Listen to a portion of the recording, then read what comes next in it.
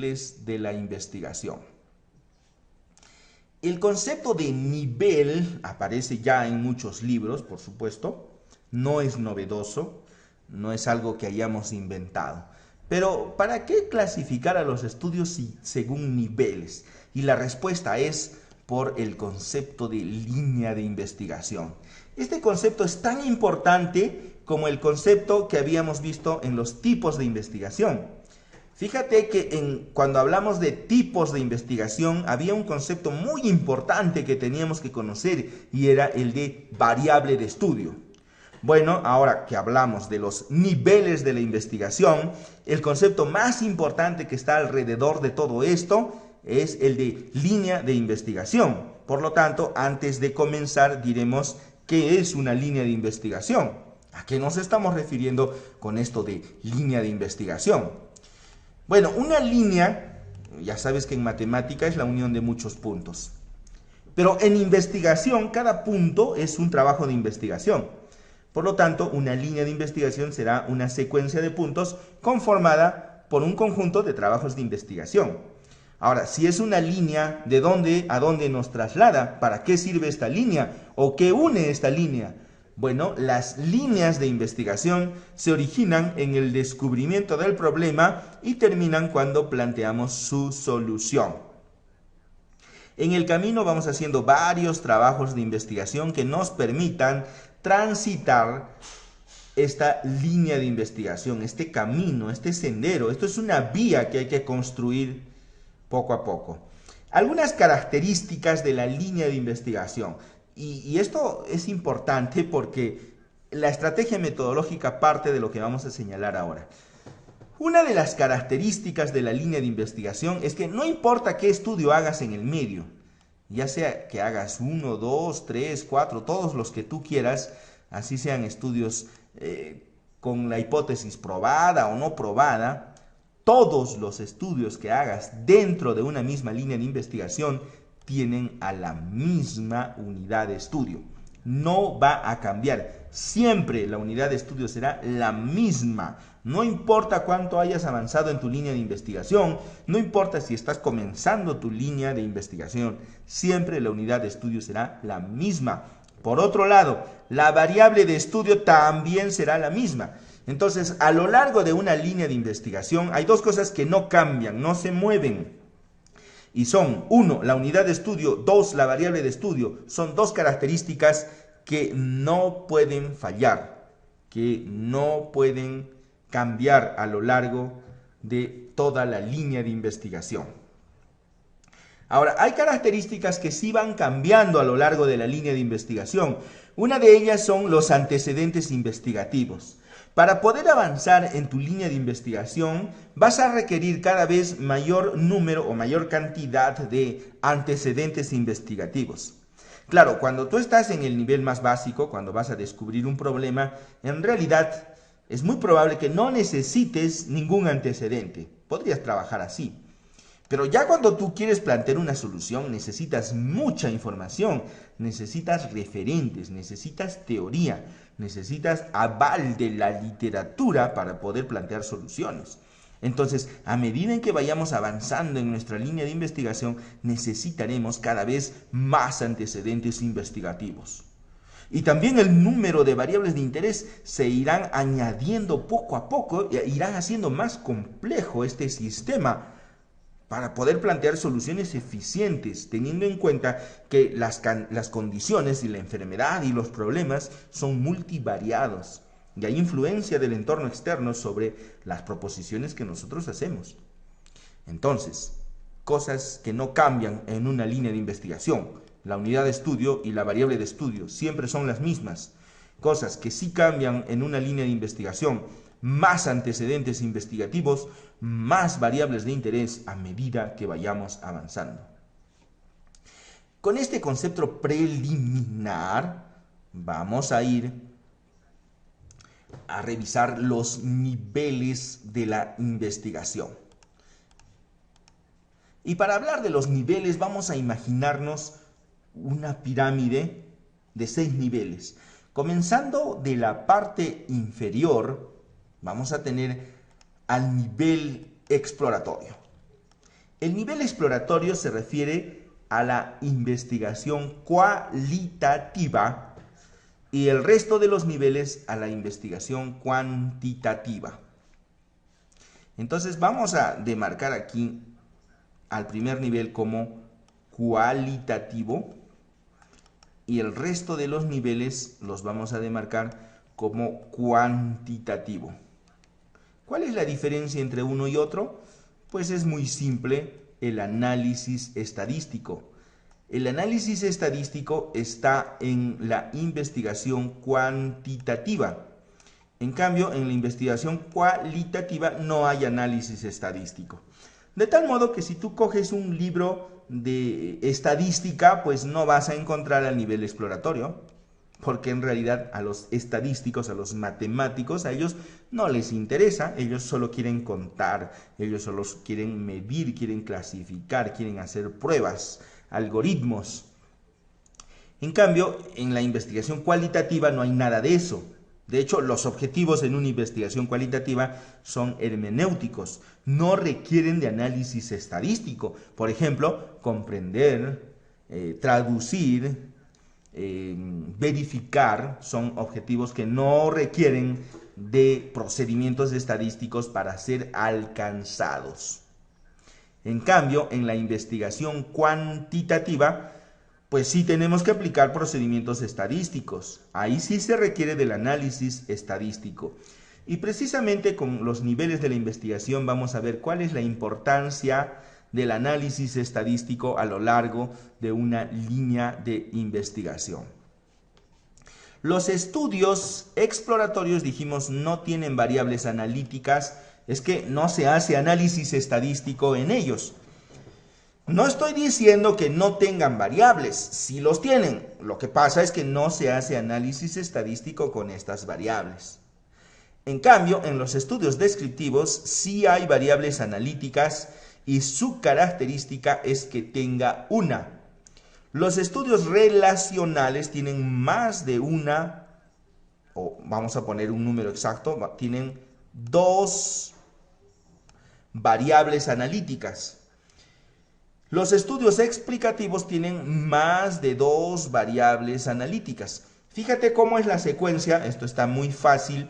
Los estudios exploratorios tienen 0 variables analíticas. Los estudios descriptivos tienen 1 variable analítica. Los estudios relacionales tienen 2 variables analíticas y por eso se les llama también bivariados, o sea, de 2 variables. Los estudios explicativos tienen más de 2 variables y por eso se les llama multivariados. Entonces, vamos a ignorar al nivel exploratorio, vamos a eliminarlo de aquí, los vamos a sacar y fíjate que ya nada más nos quedaría 1, 2, 3, 4, 5 niveles. ¿Te acuerdas de la última tipificación de los estudios? Aquella que decía que los estudios eran descriptivos o analíticos. Bueno, aquí tenemos a los estudios descriptivos y tenemos a los estudios analíticos. Ahí están.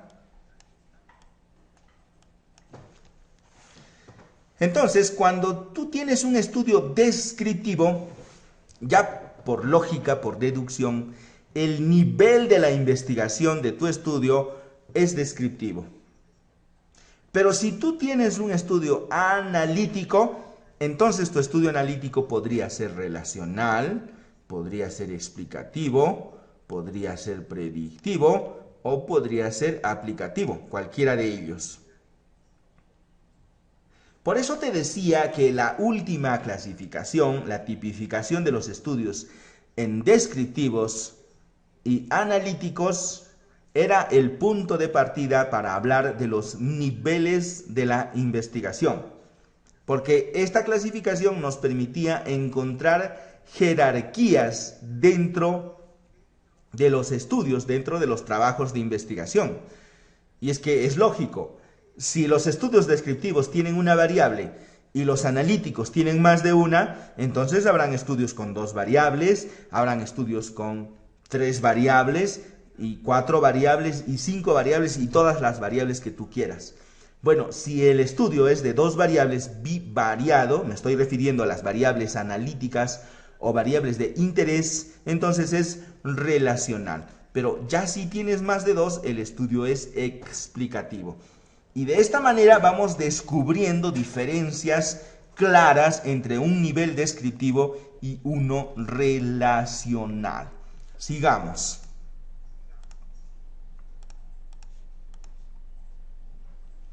Aquí tenemos un ejemplo de línea de investigación. La variable de estudio que vamos a utilizar en este caso es la diabetes. Te dije que la variable de estudio es la que caracteriza a la línea de investigación. Que una de las cosas que nunca cambia en una línea de investigación es la variable de estudio. Entonces, tú puedes hacer un estudio del descubrimiento de la diabetes. Bueno, nadie se plantea en su objetivo descubrir la diabetes, ¿no? Tampoco nadie se planteó descubrir la penicilina. No, esos son accidentes. Pero son accidentes que le ocurre a gente preparada, que tiene observación científica. Y que ellos sí pueden descubrir situaciones. Entonces, en el descubrimiento de la diabetes, o el estudio del descubrimiento de la diabetes, es un estudio exploratorio. Pero ya si tú quieres saber cuán frecuente es esta enfermedad, harás un estudio descriptivo, un estudio de prevalencia de diabetes. Pero hay condiciones que favorecen el desarrollo de la diabetes. En un estudio relacional plantearás los factores de riesgo para la diabetes. Y claro, a todos nos gustaría conocer el origen del problema. Entonces tendrás que hacer un estudio explicativo para conocer la causa de la diabetes. Pero la diabetes en sí no es un problema, sino más bien sus complicaciones. El pronóstico de la diabetes es lo que queremos saber para evitar estas complicaciones crónicas. Entonces tendremos que hacer una predicción para conocer el pronóstico de la diabetes. Y claro, no nos vamos a quedar ahí. Queremos darle un tratamiento, queremos revertir este proceso o por lo menos estabilizarlo y evitar que se produzcan las complicaciones crónicas, y entonces tendremos que hacer un estudio aplicativo sobre el tratamiento de la diabetes.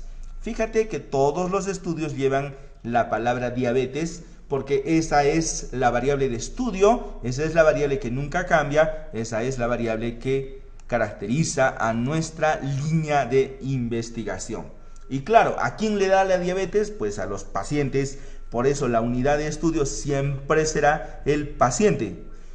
El paciente siempre será aquel a quien tenemos que investigar. Ojo, esto parece simple en este momento, pero hay algunos que ponen criterios de inclusión, historias clínicas completas. La historia clínica no es la unidad de estudio, es el paciente diabético. Entonces quizás debas colocar paciente diabético con historia clínica completa para que puedas incluirlo a tu estudio. Ya ves que hay ocasiones en las que podemos cambiar el nombre de la unidad de estudio y cambiar el nombre de la variable de estudio también.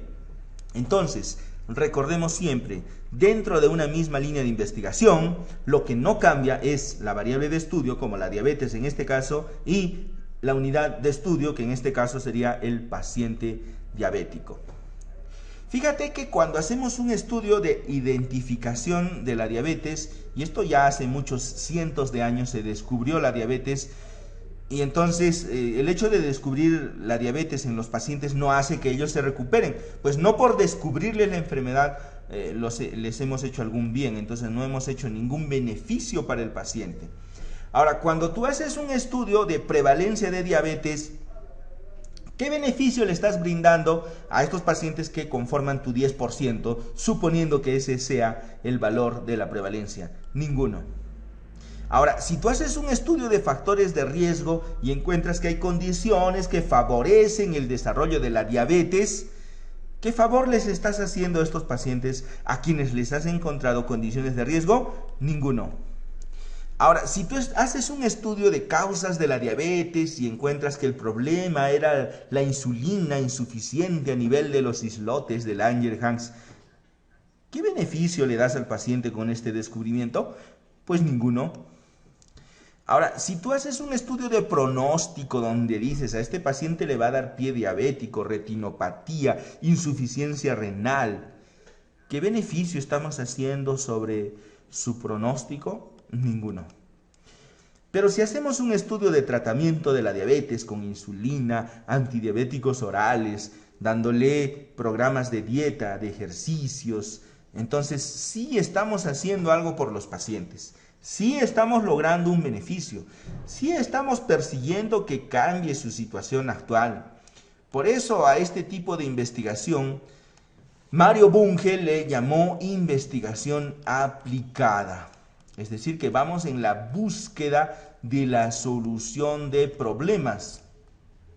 Y a la investigación que no tiene la intención de solucionar problemas, pero que más bien da soporte a la investigación aplicada,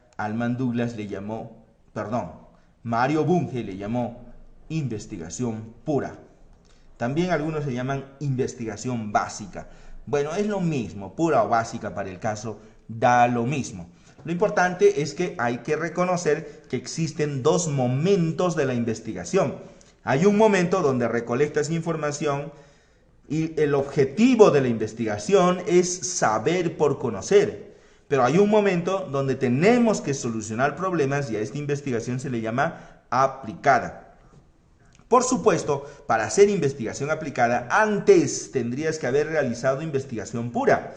¿Tú te imaginas dar tratamiento a los diabéticos sin saber siquiera la existencia de la insulina? ¿Tú te imaginas intentar curar a los diabéticos hace 300 años cuando no conocíamos siquiera lo que era un islote de Langerhans o cómo actuaban los receptores a nivel de membrana? Esto es imposible. De tal modo que no puedes hacer investigación aplicada si es que antes no has hecho investigación pura. Aquí vienen a cotación algunas falacias que algunos andan mencionando al respecto.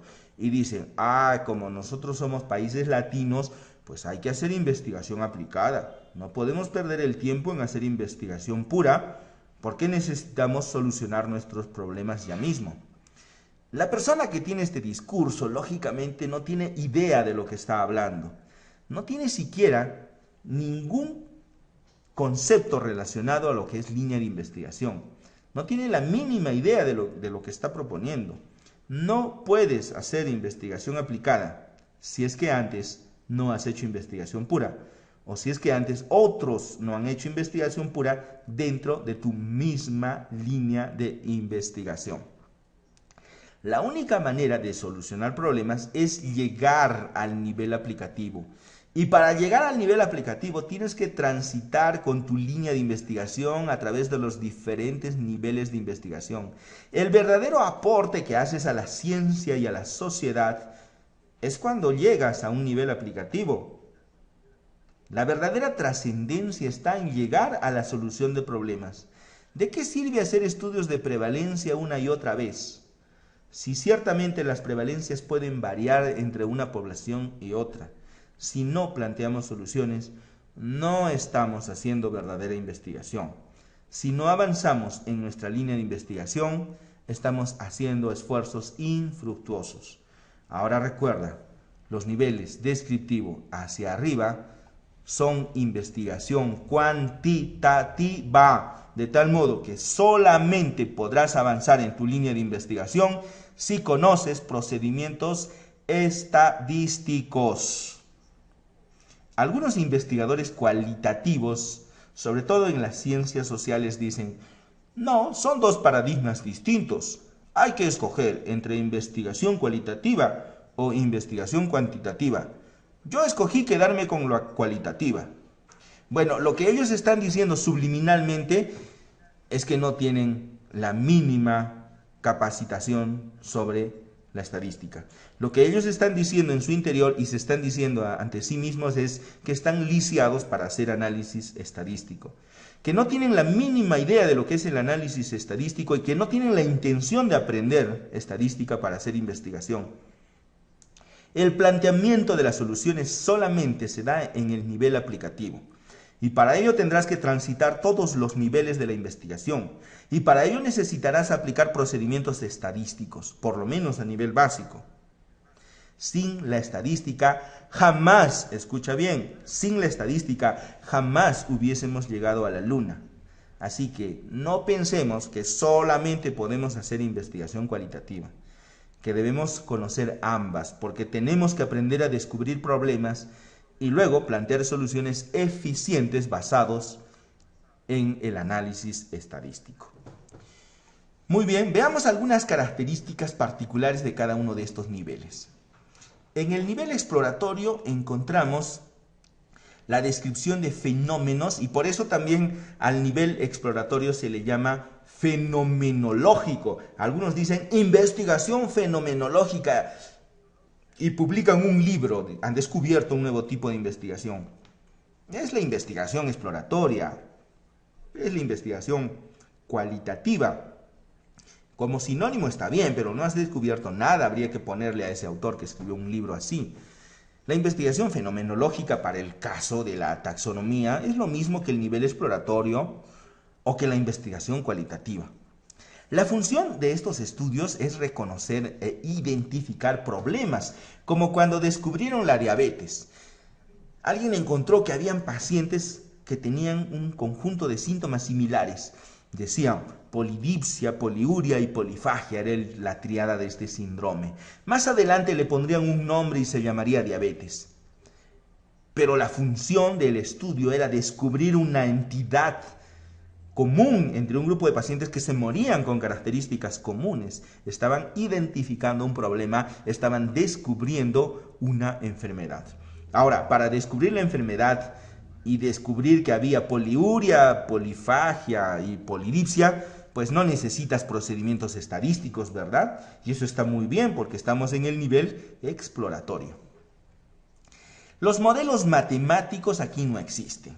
Los investigadores cualitativos desestiman los procedimientos estadísticos para poder explicar situaciones. Por lo tanto, también se puede considerar hermenéutico. No hay objetivos estadísticos en este nivel investigativo. Claramente estamos hablando de investigación cualitativa. El siguiente nivel, el descriptivo, describe fenómenos. Y aquí coloco sociales o clínicos para referirme al campo de las ciencias sociales y a las ciencias de la salud, a los cuales siempre me refiero, porque los investigadores de las ciencias de la salud y de las ciencias sociales tenemos algo en común. Y lo común que tenemos es que siempre estamos investigando personas. Es decir, que la unidad de estudio para nosotros, ciencias sociales y ciencias de la salud, es la misma unidad de estudio, es una persona, que a veces le cambiamos de nombre, a veces se trata del paciente, del cliente, del usuario, del visitante, del turista, en fin, cualquier nombre, pero siempre nos estamos refiriendo a una persona. En cambio, los ingenieros pues estudian materiales, minerales, durezas, en fin, estudian otro tipo de situaciones. Nosotros, los de las ciencias de la salud y las ciencias sociales, estudiamos personas. ¿Listo? Por eso digo que estos fenómenos pueden ser sociales o clínicos. La característica del estudio descriptivo es que está enmarcado en un espacio temporal y geográfico. Es que, por ejemplo, la prevalencia de diabetes no es lo mismo en Arequipa que en Lima. La prevalencia de diabetes no es lo mismo en Santiago que en Madrid. Por eso es geográfica. El estudio descriptivo siempre debe ser restringido a un margen geográfico. Por otro lado, también la prevalencia cambia con el tiempo. Es que la prevalencia de diabetes en tu ciudad no es igual en este año que en 1980. Entonces tendrás que decir cuándo fue que hiciste ese estudio. Esta es una característica de los estudios descriptivos. Deben tener referencia tanto geográfica como temporal. Esto va a permitir delimitar la población sobre la cual quieres hacer tu estudio y tener el alcance de tus resultados. La finalidad de un estudio descriptivo es describir. Esto parece redundante, claro, ¿cómo no? Mi estudio es descriptivo. ¿Qué tengo que hacer? Describir. Pero no me refiero a una descripción como quien tiene que describir una obra de arte.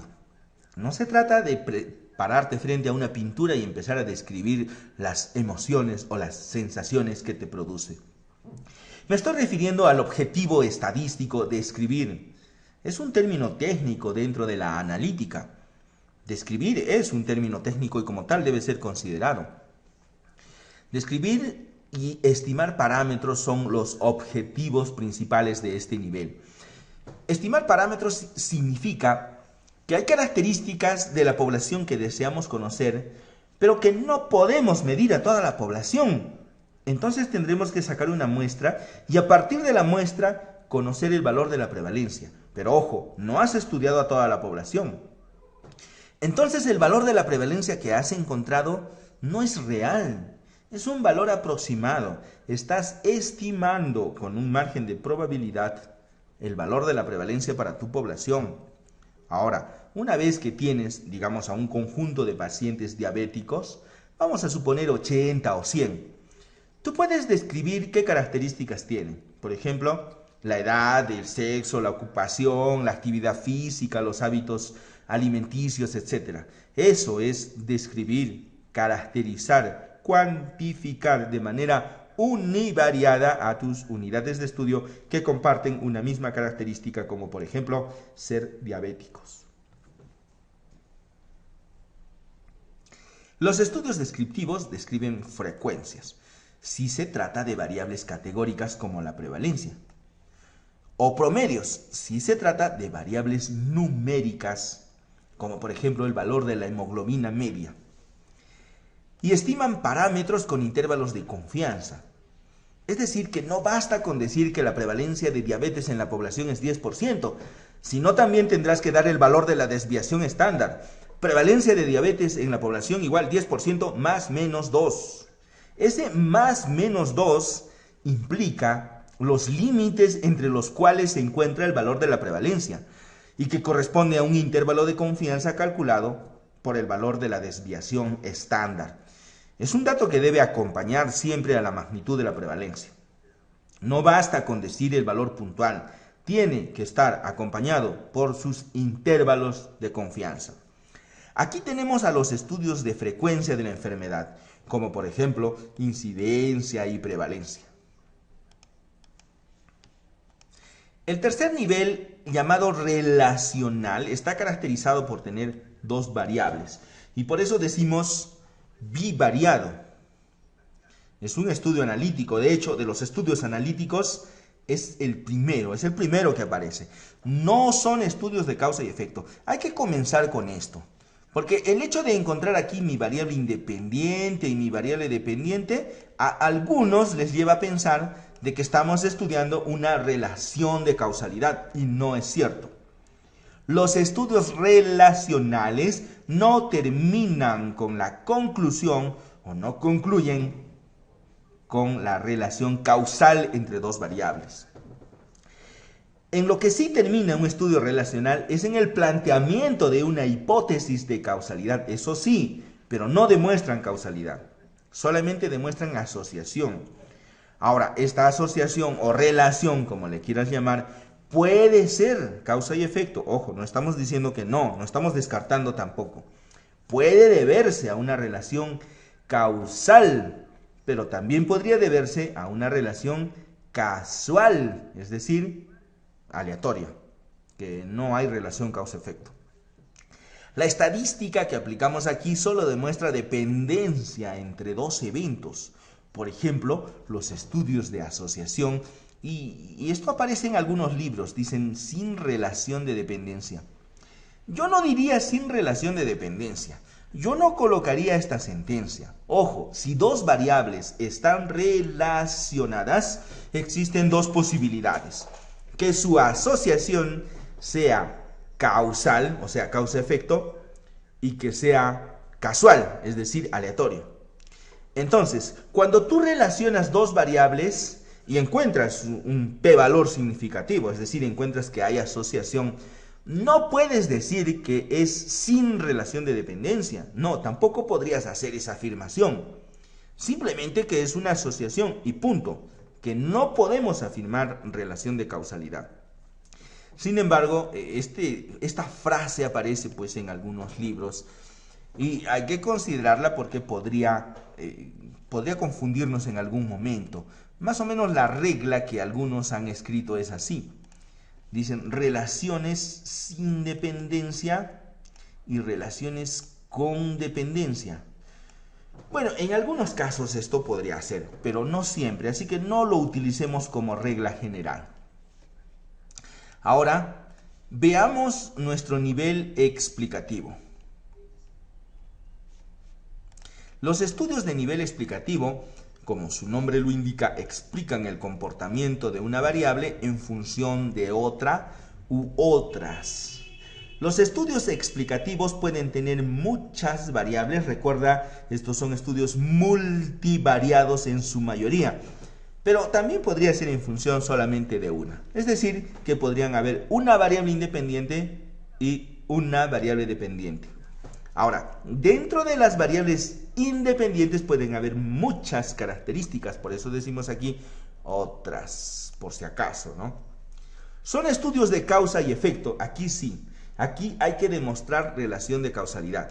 Pero debo aclarar, debo hacer un alto en este momento, porque el análisis estadístico es insuficiente para demostrar relaciones de causalidad. Los estudios explicativos requieren control. Control en todo sentido. Tú te debes estar imaginando un grupo control, por ejemplo, ¿no?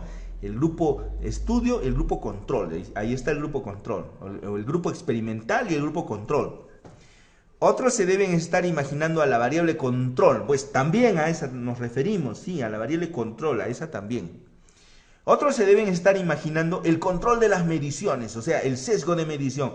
Y sí, también tienes razón, también nos referimos a eso, control de las mediciones.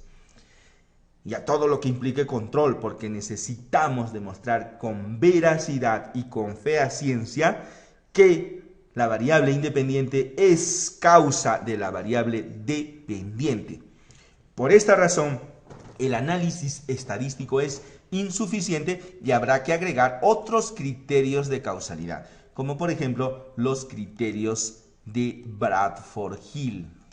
Entonces, si tú pones criterios de causalidad en Google, pues vas a encontrar a varios autores que han planteado sus criterios de causalidad, pero Bradford-Hill se lleva de encuentros a todos, porque es el planteamiento de la causalidad más precisa y más impecable que existe hasta este momento. Bueno, hasta que no aparezca otro, por supuesto, ¿no? Si es que alguien se anima y quiere hacer sus criterios de causalidad. El control estadístico en un estudio explicativo es multivariado. En los estudios explicativos encontramos dos tipos de estudio. Veamos, aquí podemos encontrar los estudios observacionales y vamos a hacer una línea aquí en el medio, así, para hablar en términos generales. Estoy cortando a la pirámide de los niveles de la investigación en dos.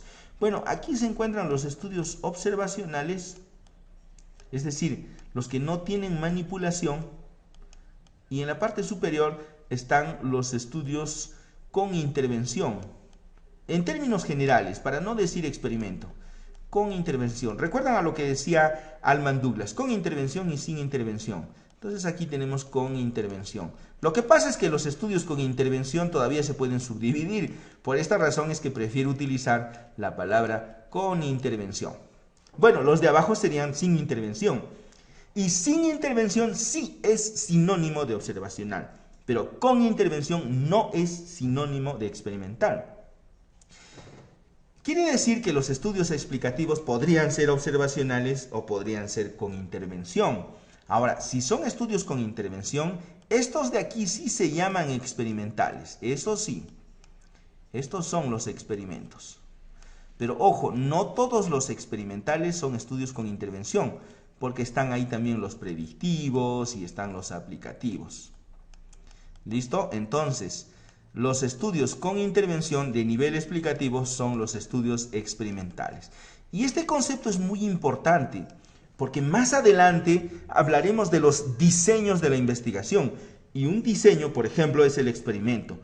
pero refiriéndonos únicamente a los estudios explicativos, y no a los predictivos ni a los aplicativos, porque si bien son estudios que tienen intervención, no son experimentales. Hablando de los estudios explicativos, la finalidad del análisis estadístico es descartar asociaciones que habíamos encontrado en el nivel anterior, asociaciones que sean casuales, o sea, de casualidad, espurias o aleatorias entre la variable independiente y la variable dependiente. Aparecen procedimientos estadísticos multivariados como la regresión logística binaria, el análisis factorial de la varianza, el chi cuadrado de Mantel-Hansel, que son pruebas estadísticas de más de 2 variables y que por supuesto se estudian en cursos de nivel investigativo, ya sea explicativo, predictivo o aplicativo. El siguiente nivel, el predictivo, se encarga de la estimación de eventos. En la salud, nosotros estudiamos los eventos adversos, como la enfermedad y la muerte, la morbimortalidad. En el campo de las ciencias sociales es más o menos similar, porque cuando estudiamos el rendimiento académico, estudiamos el fracaso escolar, ¿no? A diferencia de los emprendedores, ¿no? Que ellos siempre están estudiando el éxito, ellos no estudian el fracaso, ¿no? Ellos estudian el éxito, cómo alcanzar el éxito. Este es una rama o el tema de estudio de los emprendedores. Pero nosotros en el campo de la salud reparatoria, sobre todo, estudiamos la enfermedad y la muerte. Ahora, claro, deberíamos ser un poco más emprendedores también y estudiar cómo no enfermar, eso sí, deberíamos estudiar cómo ser más saludables, pero nuestro sistema de salud nos empuja y nos arrincona a realizar procedimientos y fases recuperativas. Poco a poco, con la epidemiología hemos ido avanzando hacia la prevención y la promoción de la salud, donde sí ya estamos comenzando a estudiar cómo estar bien, cómo estar saludable. Claro que hay otros que se están metiendo en este campo, ¿no? Que no saben nada de la salud, pero siempre nos están diciendo cómo bajar de peso, que cómo curarse de la diabetes, que cómo tomarse una pastilla de una planta nativa y no te va a dar ninguna enfermedad, pues ya eso es otro tema. Pero en términos generales, cuando queremos evitar problemas, estudiamos eventos adversos. Generalmente adversos, por eso puse aquí, porque los libros dicen eventos adversos, yo le he agregado la palabra generalmente, ya que debiéramos estudiar también cómo estar muy saludables. Y nuestro enfoque siempre está en la enfermedad o a la muerte. Bueno, los estudios predictivos calculan la prevalencia de algo adverso. Por ejemplo, la probabilidad de algo adverso. Por ejemplo, la probabilidad de que te enfermes. Eso es algo predictivo. O la probabilidad de tener una complicación. Imagínate un diabético. El diabético, al tener los niveles de glucosa alta, puede tener la complicación del pie diabético si es que no mantiene sus niveles de glucosa en los valores normales. Entonces podemos hacer un pronóstico, el tiempo medio en que ocurrirá el pie diabético. El tiempo medio en el que se producirá la falla renal. O adelantarnos un poco más, el tiempo medio en la que se produce la microproteinuria. Y así podemos hacer la estimación del tiempo medio. La estimación del tiempo medio no es algo nuevo, sino acuérdate del tiempo medio de supervivencia de un paciente con cáncer. Pues la estimación del tiempo medio se llama análisis de supervivencia. Podemos pronosticar el tiempo medio. Pronosticar significa calcular la probabilidad de ocurrencia en función al tiempo. Y predecir significa probabilidad de ocurrencia a secas. Por eso es que predecir engloba también el concepto de pronosticar. Y a veces se utiliza de manera indistinta, porque predecir es un término más amplio. En cambio, pronosticar es más restringido. Pronosticar significa predecir en función al tiempo. Son términos técnicos, nuevamente. No estoy consultando el diccionario esotérico de algún chamán, no. Son términos técnicos del análisis estadístico y como tal se deben respetar. Los procedimientos predictivos aplican técnicas estadísticas específicas. Por ejemplo, la regresión de Cox. Tenemos también las series de tiempo, es calcular el tiempo medio en que ocurrirá algo o calcular la tendencia.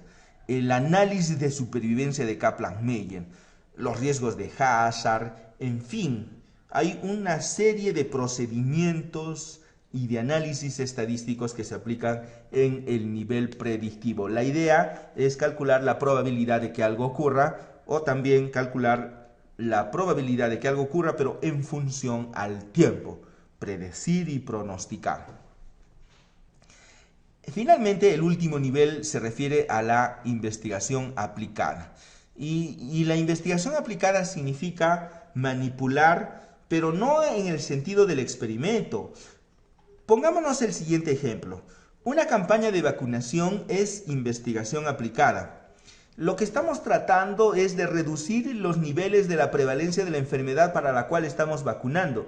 Ojo, no estamos buscando saber si la vacuna funciona o no. Eso ya lo hicimos en el nivel explicativo, con un experimento. Hacer la campaña de vacunación no es experimentar, es aplicar. Cuando se trata de aplicar, no se trata de aplicar por aplicar tampoco, sino hay que crear un protocolo, porque si bien tú puedes aplicar muy bien el tratamiento, de pronto tus alumnos no lo hacen tan bien. Entonces, ¿por qué no se reúnen todos los especialistas de tu campo, escriben un protocolo, crean un sistema y que los nuevos, los alumnos o los que recién se reciben de especialistas en tu campo tendrán que seguir este esquema? Claro, susceptible de ser modificado y perfeccionado, pero tendrán que seguir un sistema. Por lo tanto, los sistemas deben ser evaluados y la aplicación debe ser evaluada mediante términos de control de calidad, por ejemplo, ya que la investigación aplicada se plantea resolver problemas o intervenir sobre la historia natural de la enfermedad. En el campo de las ciencias sociales, la investigación aplicada se enfoca en la producción de servicios y en la creación de productos cuyas características estén dentro de unos límites de normalidad y que, por supuesto, la estadística nos permitirá detectar si estamos dentro de estos límites o nos estamos saliendo de él. ¿Cómo hacer la evaluación de la calidad de los procesos que estamos realizando para la creación de productos o la producción de servicios? La salud, el trabajo profesional de la salud es un servicio y por lo tanto debe ser suministrado mediante un proceso. No es que cada quien aplique el procedimiento como quiera, no, hay protocolos, hay procedimientos y si es que no los hay que crearlos. Las técnicas estadísticas del nivel aplicativo apuntan a evaluar el éxito de la intervención en términos de proceso, procedimientos, resultados, lo que estamos obteniendo, coberturas e impacto, disminuciones de la prevalencia de la enfermedad. Para esto, por supuesto, habrá que identificar los indicadores apropiados y hacerles seguimiento o monitoreo para asegurarnos de que sus valores se encuentran dentro de los límites permitidos, dentro de los límites de la normalidad. Como puedes ver, los niveles de la investigación corresponden a una secuencia de trabajos que tenemos que realizar dentro de una misma línea de investigación. Si no avanzamos en nuestra línea de investigación, nunca podremos plantear soluciones a problemas concretos y siempre estaremos dejándonos guiar por la intuición. Pero ya realizar acciones basadas en la intuición no es ser profesional. Eso es ser empírico. Y los profesionales somos científicos. Nos apoyamos en los métodos científicos para la solución de problemas. Y claro, cuando digo la palabra científico, no nos imaginemos un Albert Einstein con el cabello blanco, su bata blanca de 80 años, su tubo de ensayo en un laboratorio y sus ratitas albinas en una jaula.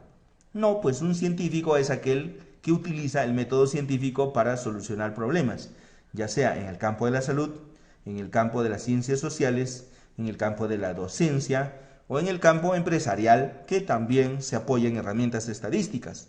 Solo que los emprendedores en las escuelas de negocios, por ejemplo, no les interesa el trasfondo del método, sino les interesan los resultados. Ellos son mucho más prácticos y a veces nosotros nos quedamos solamente en el estudio académico de los procesos y nunca realmente aplicamos a la práctica todo esto que aprendemos. Pues bien, todo esto se aplica a la vida diaria, a la vida profesional, a la vida personal, a la vida empresarial y a todo lo que se nos ocurra. El tercer tema o el tercer